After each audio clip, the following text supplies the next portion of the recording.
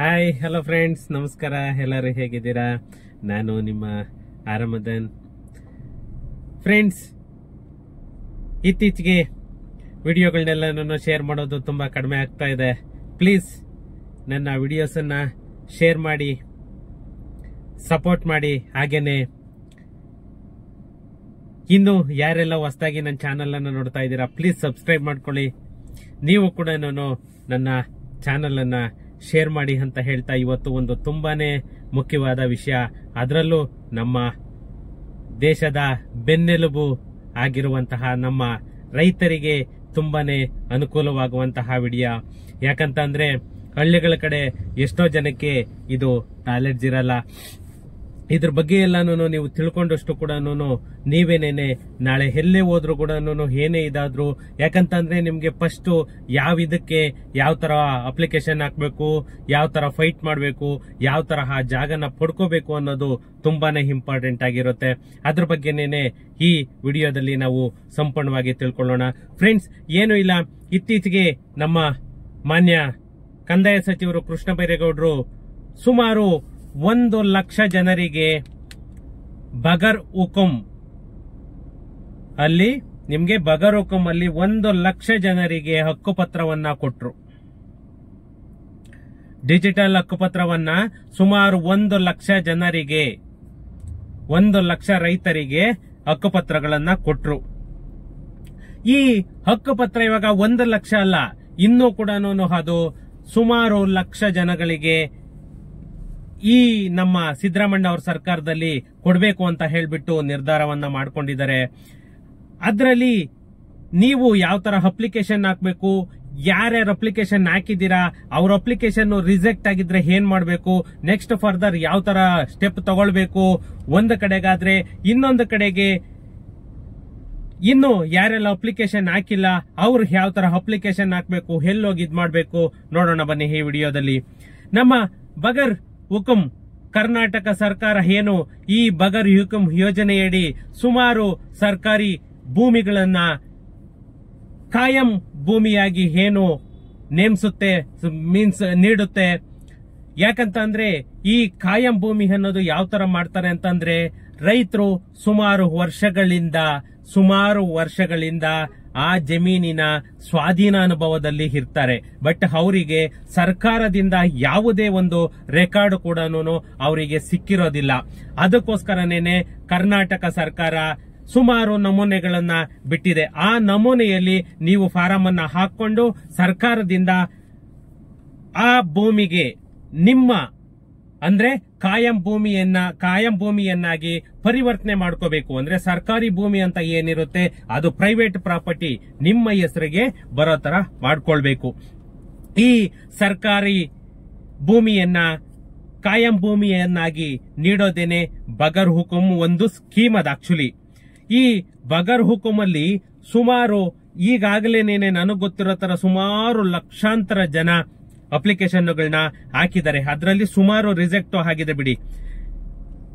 ಆದ್ರೆ ಇತ್ತೀಚಿನ ತಪಾಸಣೆಗಳಲ್ಲಿ ಹೆಚ್ಚಿನ ಅರ್ಜಿಗಳು ತಿರಸ್ಕೃತ ಆಗ್ತಾ ಇದೆ, ಮೀನ್ಸ್ ರಿಜೆಕ್ಟ್ ಆಗ್ತಾ ಇದೆ. ಯಾಕಂತಂದ್ರೆ ರೈತ ಸಮುದಾಯದಲ್ಲಿ ಈ ರಿಜೆಕ್ಟ್ ಆಗ್ತಾ ಇರೋದು ಆತಂಕವನ್ನು ಕೂಡ ಮೂಡಿಸಿದೆ.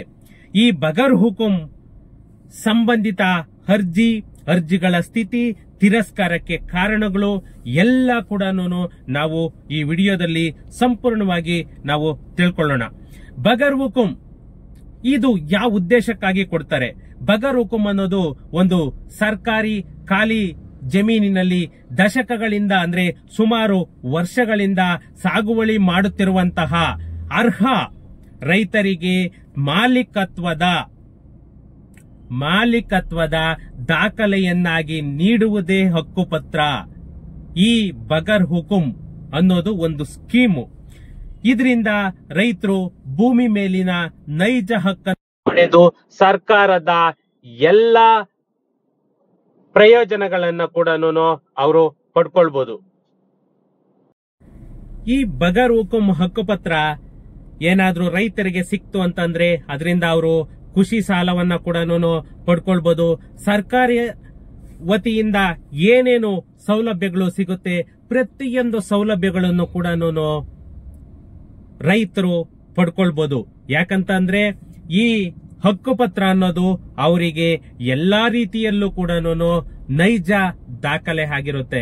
ಯಾಕಂತಂದ್ರೆ ಅದು ಅವರ ಮಾಲೀಕತ್ವವನ್ನ ದೃಢೀಪಡಿಸೋದಕ್ಕೋಸ್ಕರನೇನೆ ಸರ್ಕಾರ ಈ ಬಗರುಕುಂ ಸ್ಕೀಮ್ ಅಲ್ಲಿ ಹಕ್ಕುಪತ್ರವನ್ನ ಅಂದ್ರೆ ಸಾಗುವಳಿ ಚೀಟಿ ಅಂತಂದೇಳಿ ಏನ್ ಹೇಳ್ತೀವಿ ಅದನ್ನ ಕೊಡೋದು.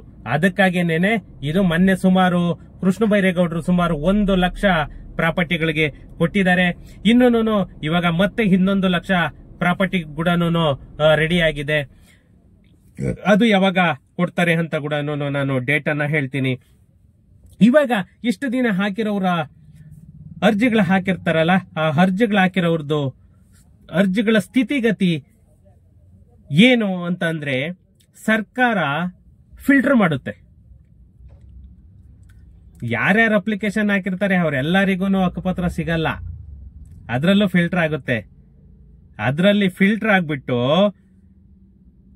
ಈ ಅರ್ಹ ಫಲಾನುಭವಿಗಳು ಯಾರಿರ್ತಾರೆ ಅವ್ರಿಗೆ ಮಾತ್ರನೇ ಕೊಡೋದು.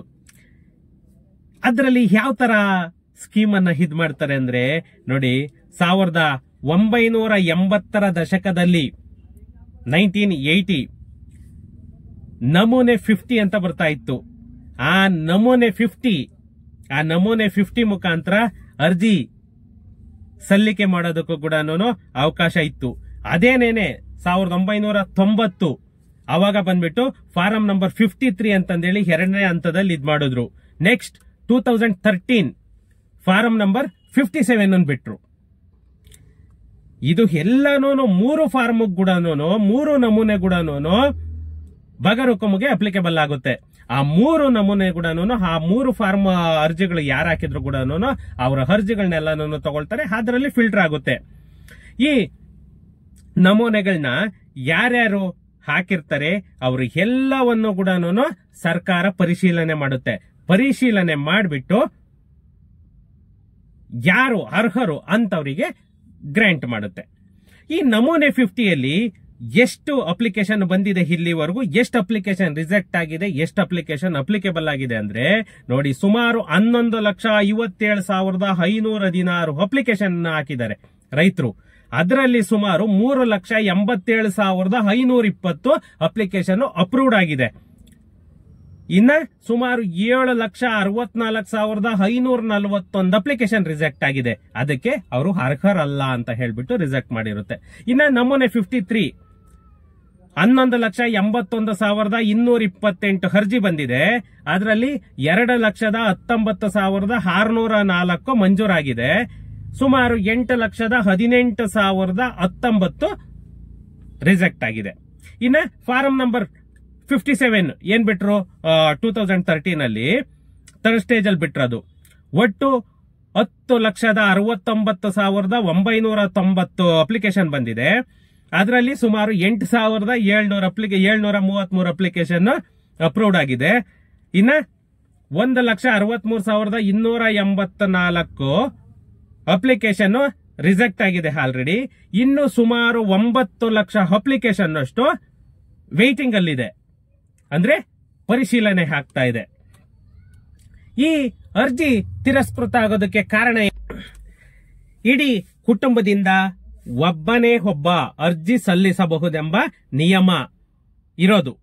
ಯಾರಾದ್ರೂ ಕುಟುಂಬದಲ್ಲಿ ಒಬ್ಬರಿಗೆ ಮಾತ್ರನೇನೆ ಈ ಅಪ್ಲಿಕೇಶನ್ ಹಾಕೋದಕ್ಕೆ ಅರ್ಹರು. ಅಂದ್ರೆ ಒಂದು ಕುಟುಂಬದಲ್ಲಿ 3 ಜನ 4 ಜನ ಹಾಕಿದ್ರೆ ಅದು 100% ಅಪ್ಲಿಕೇಶನ್ ರಿಜೆಕ್ಟ್ ಆಗುತ್ತೆ. ಹಲವು ಅರ್ಜಿಗಳಿಗೆ ದಾಖಲೆಗಳ ಕೊರತೆ, ಅಂದ್ರೆ ಅವರು ಕರೆಕ್ಟ್ ಆಗಿ ಡಾಕ್ಯುಮೆಂಟೇಶನ್ ಅದಕ್ಕೆ ಏನ್ ಬೇಕೋ ಕೊಟ್ಟಿರಲ್ಲ, ಅದರಿಂದ ಕೂಡ ರಿಜೆಕ್ಟ್ ಆಗಿರುತ್ತೆ.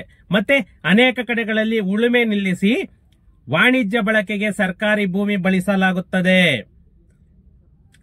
ಸುಮಾರು ಕಡೆ ಅಗ್ರಿಕಲ್ಚರಿಸ್ಟ್ ಮಾತ್ರನೇ ಈ ಬಗರುಕುಂಲ್ಲಿ ಅಲಾಟ್ ಮಾಡೋದು. ಅದನ್ನ ಕಮರ್ಷಿಯಲ್ ಆಗಿ ಯಾರು ಬಳಕೆ ಮಾಡ್ತಾ ಇರ್ತಾರೆ ಅಂತಹ ಭೂಮಿಗಳು ಕೂಡ ರಿಜೆಕ್ಟ್ ಆಗುತ್ತೆ. ಮತ್ತೆ ತಾಲೂಕು ಬದಲಾವಣೆ ಅಥವಾ ಸ್ಥಳಾಂತರದ ಗೊಂದಲ, ಸ್ಥಳೀಯ ದಾಖಲೆಗಳು ಇಲ್ಲದ ಅರ್ಜಿಗಳನ್ನು ಕೂಡ ತಿರಸ್ಕೃತ ಮಾಡಲಾಗುತ್ತೆ. ನಗರ ವ್ಯಾಪ್ತಿಗೆ ಸೇರಿದ ಗ್ರಾಮಗಳಿಂದ ಅನೇಕ ಅರ್ಜಿಗಳು ಸಲ್ಲಿಕೆಯಾಗಿವೆ. ಆದರೆ ಬಗರುಕುಂ ಯೋಜನೆಯಲ್ಲಿ ನಗರ ಪ್ರದೇಶಗಳಲ್ಲಿ ಸಾಗುವಳಿ ಪತ್ರ ನೀಡಲು ಬರುವುದಿಲ್ಲ. ಮೀನ್ಸ್ ಟೌನ್ ಪ್ಲಾನ್ ಯಾವ್ದಿರುತ್ತೆ ಅವಕ್ಕೆಲ್ಲನೂ ಟೌನ್ ಲಿಮಿಟ್ಗೆ ಯಾವ್ದು ಬರಲ್ಲ. ಇದು ಬಂದ್ಬಿಟ್ಟು ಪ್ಯೂರ್ಲಿ ರೂರಲ್ ಮಾತ್ರನೇ ಅಪ್ಲಿಕೇಬಲ್ ಆಗೋದು ಬಗರುಕುಂ. ಸಾಕಷ್ಟು ಖಾಸಗಿ ಭೂಮಿ ಹೊಂದಿರುವವರು ಕೂಡ ಬಗರುಕುಂ ಯೋಜನೆಯಲ್ಲಿ ಸರ್ಕಾರ ನಿರ್ಗತಿಕರಿಗೆ ಮಾತ್ರನೇ ಈ ಬಗರುಕುಂ ಅಲ್ಲಿ ಅಲಾಟ್ ಆಗೋದು. ಎಷ್ಟೋ ಜಮೀನಿರುತ್ತೆ, ಅವರಿಗೆ ಅವಶ್ಯಕತೆ ಇರಲ್ಲ, ಆದ್ರೂ ಕೂಡ ಅರ್ಜಿ ಹಾಕಿರ್ತಾರೆ, ಅಂತದ್ದು ಕೂಡ ವೆರಿಫೈ ಆಗ್ಬಿಟ್ಟು ರಿಜೆಕ್ಟ್ ಮಾಡ್ತಾರೆ. ಇನ್ನು ಯಾವ ರೀತಿ ಹಕ್ಕುಪತ್ರನ ಇಶ್ಯೂ ಮಾಡ್ತಾರೆ, ಅದಕ್ಕೆ ನಿಯಮಗಳೇನು ಅನ್ನೋದಾದ್ರೆ, ಗರಿಷ್ಠ 4 ಎಕರೆ 34 ಗುಂಟೆ ಭೂಮಿ ಮಂಜೂರಾತಿ ಮಿತಿ ಇರೋದು. ಮ್ಯಾಕ್ಸಿಮಮ್ 4.25 ಎಕರೆ.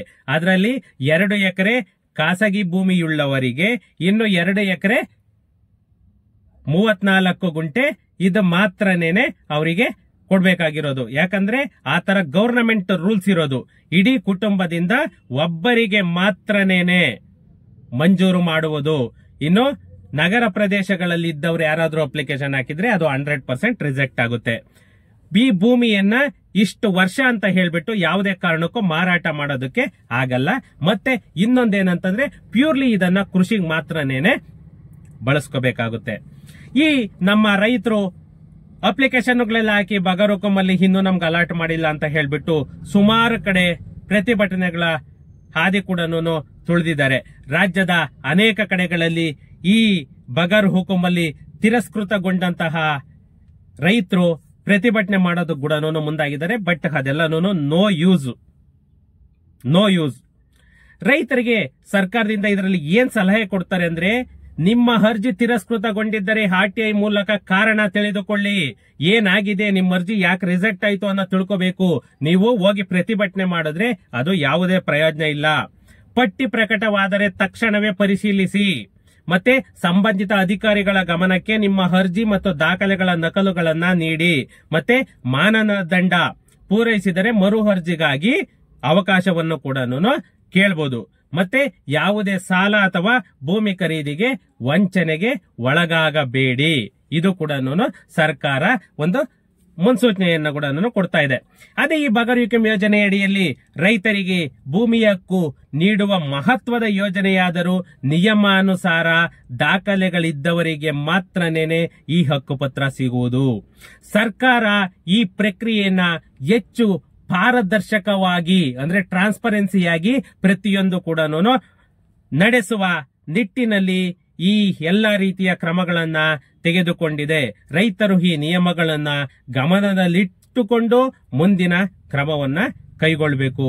ಯಾಕಂತಂದ್ರೆ ಈ ಬಗರುಕುಂ ಯೋಜನೆಯಲ್ಲಿ ಫ್ರೀಯಾಗಿ ಬರೋದು, ಆ ಫ್ರೀ ಜಾಗನ್ನ ನೀವೇನೇನೆ ಕಳ್ಕೊಂಡಂಗಾಗುತ್ತೆ. ಅದನ್ನ ಇದ್ ಮಾಡ್ಕೊಳಕ್ಕಾಗ್ಬೇಡಿ. ಯಾರ್ಯಾರು ಅಪ್ಲಿಕೇಶನ್ ಹಾಕಿರ್ತೀರಾ ಆ ಅಪ್ಲಿಕೇಶನ್ ಏನಾಗಿದೆ ಸ್ಥಿತಿ ಅನ್ನೋದು ನೀವು RTI ಅಲ್ಲಿ ತಿಳ್ಕೊಂಡು ನೆಕ್ಸ್ಟ್ ಅದೇನಾದ್ರು ರಿಜೆಕ್ಟ್ ಆಗಿತ್ತು ಅಂದ್ರೆ ಯಾಕೆ ರಿಜೆಕ್ಟ್ ಆಯ್ತು, ನೆಕ್ಸ್ಟ್ ಏನ್ ಮಾಡ್ಬೇಕು ಅಂತ ಹೇಳ್ಬಿಟ್ಟು ಅಪ್ಲಿಕೇಶನ್ ಹಾಕಿ ಅದನ್ನ ಇದ್ ಮಾಡ್ಕೊಳ್ಳಿ. ಇವಾಗ ನೆಕ್ಸ್ಟ್ 1 ಲಕ್ಷ ಜನರಿಗೆ ಮತ್ತೆ ನಾನು ಇಶ್ಯೂ ಮಾಡ್ತಿದ್ರೆ ಅದು ಡೇಟ್ ನಾನು ನೆಕ್ಸ್ಟ್ ವಿಡಿಯೋದಲ್ಲಿ ಹೇಳ್ತೀನಿ. ಓಕೆ ಫ್ರೆಂಡ್ಸ್, ಸಿಗೋಣ ನೆಕ್ಸ್ಟ್ ವಿಡಿಯೋದಲ್ಲಿ. Thank you.